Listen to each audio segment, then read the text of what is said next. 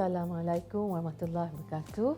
My name is Dina Zaman. I'm one of the founders of Iman Research. We do research on, socioeconomy, politics, and today we decided that let's talk about cultural diplomacy because cultural diplomacy is part and parcel of Iman's work. I think a lot of people think when it comes to diplomacy, it's about a few countries, two countries, part A, party B, negotiating. And in life, we always negotiate, we need to negotiate for this, for that. But actually, diplomacy is a lot bigger than that. It's not just about politicking, about trade wars or borders or, arguing about who is right or who is wrong. There's a lot of other things, and one of them that I think which we have been doing, especially Malaysia, but it's very underestimated, is cultural diplomacy. So what is cultural diplomacy? In a nutshell, cultural diplomacy is about using culture, heritage, to negotiate, to deal with another country, to introduce ourselves to another country or to another culture. And beneath cultural diplomacy, there's, healing diplomacy, medical diplomacy. There's gastro diplomacy, where you use food to create bonds between two countries or communities. So there are various, aspects of cultural diplomacy that many people don't realize. And as I said earlier, we tend to think that this is only between governments to governments, corporations to corporations, but we actually do this in our lives. In Malaysia, because we're a multicultural country, we have many races, we live among many races. So we're always negotiating space, saying, okay, I'm Muslim, I cannot eat certain things. And a non-Muslim would say, I can eat certain things. So how do we look at the similar values so that we can live together harmoniously? But let's talk about the principles of cultural diplomacy. Now, the Institute of Cultural Diplomacy has said this: cultural diplomacy is critical to fostering peace and stability throughout the world. And the principles are respect and recognition of cultural diversity and heritage. So we cannot expect people to respect us if we don't respect them. We may not understand their values like how they may not understand our values, but we must find the middle path to say, okay, this is me and that's you. How do we work together? How do we respect each other? Global intercultural dialogue. With the internet, with the way the world is, and now we have COVID, the pandemic, it is more and more important that we all talk together. I mentioned earlier where people think, okay, governments have to do these discussions. But no, the normal person like you and me can actually have global exchanges between our friends from other countries to say, this is our issue, this is what we stand for.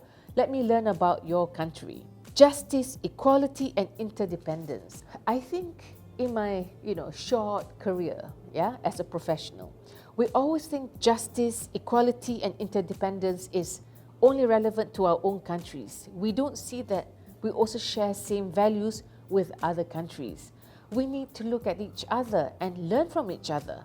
What works for our culture, our religions, and what works for their culture and their religions, The protection of international human rights. Because every country around the world have different faiths, different cultures, different beliefs. The middle path is to respect each other on the human rights level and on human rights ground. So that means you have to respect each other. You may not understand a certain person's way of life or thinking, but you understand that he is a human, he or she is human, and has every right to live peacefully. So that is what human rights is, in essence, Global peace and stability. I think now, with the way things are going, and COVID-19 has actually exposed many gaps that not just in Malaysia, but other countries face, right? It is even more important to have global peace and stability. What may happen negatively in one country has direct impact on Malaysia and the region, and vice versa, because we're all trade partners. We have students studying in their country. We have tourists coming to Malaysia. So stability is very, very important. It's not something we take for granted, but we do take peace for granted because, we have had wars before, but, life has been quite good to many people. People are more prosperous, people are more, rich, more educated. So you think, okay, we cannot take our lives for granted. We need to make sure that there's peace, there's stability. So let's look at, what is cultural diplomacy? What are the little pillars of cultural diplomacy? 1 would be values. 2 would be sharing. 3 would be cooperation. So allow me to elaborate on each pillar, yeah? So just now I said, for example, if Malaysia will value harmonious families, right? We're caring Malaysians, we always contribute to charity, we help each other out. So we go to another country that we want to, have friendships with. So we look, okay, they may not believe, they may be individualistic. It doesn't mean it's wrong. But we can also look at, even though they may be individualistic, they also believe in the well-being of society. So we look at those shared values, yeah? Again, as I said, when you talk about cultural diplomacy or diplomacy, you cannot say that our way is the right way, your way is the wrong way. We're all here to live on earth for a very long, long time, so we must find a middle path. So again, let's look at values. Do we value personal freedom? Do we value justice? Do we value, rigidity? Look at these common values and see how we can work together and become friends, yeah? 2, sharing. One way any person, any organization, any country can actually learn with the opposite party is by sharing about themselves. So if it's a person like me, I can say, I like to read books about Malay culture. I also like to read books about fiction. What kind of books do you like? That is sharing in the most simplest form. In between cultures, we can say, in my culture, we do a lot of performance arts, like Professor Muhammad Gaus had shared earlier, about how performing arts can actually be healing for special needs children or people. In your country, do you do that? Do you have this kind of practices? So you do that sharing, and even if it's very, very different, very strange, you can tell, okay, we don't do this in Malaysia, and I respect that you do this in your country. It's fascinating. Let me learn more. It can be very interesting. It can also make you feel a bit uncomfortable, but that is what sharing is all about. Cooperation. Nothing will get done if we do not cooperate. So, when you go to a meeting, when you go meet a friend or your family members or go to another country, it's always about negotiating your space and making sure that your values are respected. Now, how are you going to do that? You have to cooperate. So let's just say, for example, I have to go to Bali, for instance. I like Bali. Bali is very nice. I say, I come to present a paper on Malay culture. How can we work together, cooperate with each other, where my culture is respected by your culture and vice versa, because you have animist beliefs and Muslims in Malaysia don't have animist beliefs. But how do we work together so that we can actually work together and create maybe a conference, a festival, You always have to cooperate. And cooperation doesn't come without conflict or, disagreements. There will always be certain things you go, maybe I don't think we should do that lah. But let's find ways. That is really about negotiating. So finding this space where everyone can live happily, or at least accept, is something that we need to look at. Now, this doesn't mean that we have to argue or fight with each other, but we need to understand, we need to talk about, how each other's cultures to navigate our differences. How do you do that? For example, interfaith relations, dialogue. We say as Muslims, we fast. We don't do this, we don't do this. We pray 5 times a day. Christians will say, okay, we go to church every Sunday, We fast on certain occasions and we go, oh, I didn't know you fasted too. So we fast 1 month for Ramadan, you fast for Lent or other, religious need. So you realize that when you find these commonalities, these similarities, you say, actually, we're not so different. It's a little bit, you're a little bit different here. You celebrate Christmas, we do Hari Raya. So look for that. The next one is that whenever you travel to another country, you are representing not just yourself, your organization. You are actually representing your country, your people, your values. So for many people who travel to other countries, it's not about just, I know many Malaysians, they like to go to Korea because they like K-pop, they like the KBS dramas, which are fun. But when you go there, you must represent the best of Malaysia to these countries so that they say, oh wow, Malaysians are fantastic. It's just like in Japan, they love Malaysians. That's why they have many, many halal restaurants now. And that is because through our government and our own people, where we are very patient and we share about other cultures.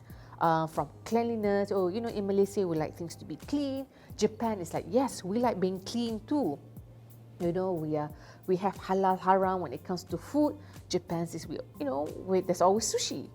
So always be, on your best behavior when you go to other countries. This doesn't mean that you must misbehave in your own country too. You can't. But you are the representative of your country. And that is one of the easiest ways of performing cultural diplomacy. When did this come about? How did cultural diplomacy, when was it established? So the rise of cultural diplomacy came in during the Cold War, when the United States started to use culture, education, music and art to fight against communism. So that is in the Western world. In Southeast Asia, in Malaysia, I would like to think that we've always had this, but it was very subtle, We would go to one majlis, during the old times, go to one majlis when there's a king from another country perform, our rituals, performing arts, where people learn, oh, this is how you do this. Like in Kelantan, many hundreds of years ago, when the Kelantanese Sultan met with the Siamese Sultan, the Thai Sultan, they showed, this is how we dance, this is how we eat. And that was how it was, yeah? And I'll be going into this deeper in my next presentation, but let me just read out some of the organizations now that promote this. A lot of Malaysians think that these centers promote scholarships and educational opportunities, but they're not. One is Goethe Foundation, the German foundation center where they promote German culture, German language, but they work with locals, right? The other one is British Council, DAAD. I cannot pronounce it because in German, we also have the Japan Foundation Kuala Lumpur. They are very, very active on the ground. They work and employ Malaysians, and there is an interaction there at work. That is also one form of cultural diplomacy when a foreign foundation or organization comes to your country and employs locals. So that's one form of cultural diplomacy. One example which I think is quite a very good example of cultural diplomacy is the Bayreuth Festival, which happens in Germany. I don't think they're going to have this festival in, in Germany now, thanks to COVID. But the Bayreuth Festival is about promoting music. Through this music, right, you have governments coming in. You have business people coming in. You have people who love music. And also, people who live in villages around the area, they come to enjoy 1 week long of, classical music. But it's not just about enjoying music. Because it's international, people get to meet other people from other countries and say, oh, you like Bach, you like Mozart, oh, this is fantastic. In Japan, we like that too. So that's one. In Malaysia, there are really good examples. I'm very proud to be Malaysian because these are really, really fantastic examples of international cooperation. Penang, Georgetown, every year has the Georgetown Literary Festival. It's all about books in Bahasa Malaysia, in English, in other foreign languages. The organizers are people from Malaysia, but they invite people from overseas. And it's like 1 weekend long of films, performances, and books. So people debate about books, people talk, and the panelists are from different countries. It's not totally Malaysian.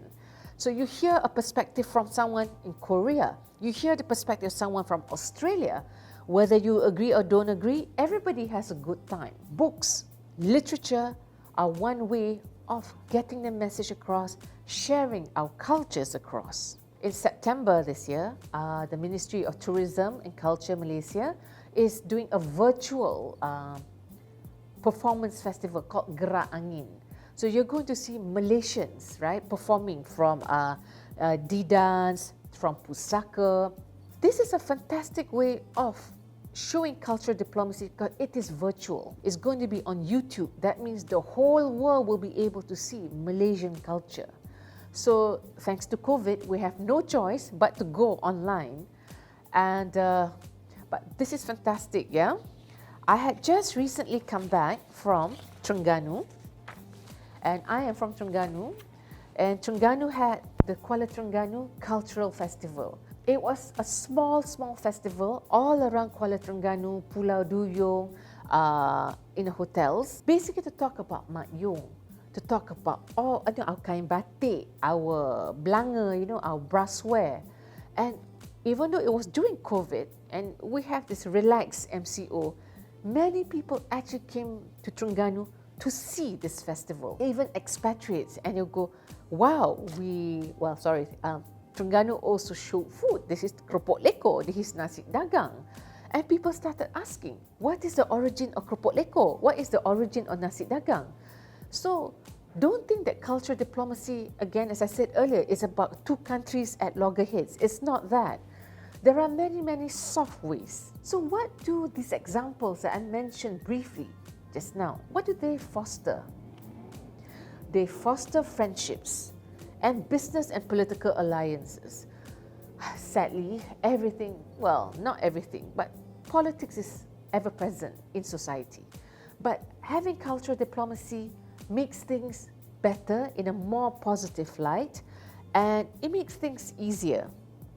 And one of the things is, a lot of people don't realize it. Cultural diplomacy, when you talk about gastro diplomacy, performing arts, literature, festivals, all this, even having these cultural missions in a country, they actually add to the country's GDP, economic growth.